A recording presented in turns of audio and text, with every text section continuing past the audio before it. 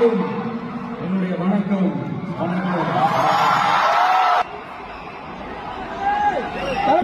ஒரு 150 நாடுகளுக்கு மேல நம்ம தமிழர்கள் வாழ்றாங்க.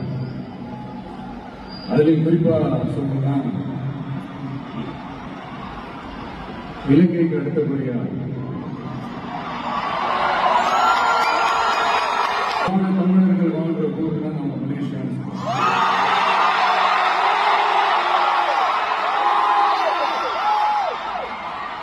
நம்ம தமிழர்கள் தான் உலகத்துல எந்த நாட்டுக்கு போனாலும் அவங்க சொந்த நாடாவே நினைச்சு உழைக்க ஆரம்பிச்சுருவாங்க.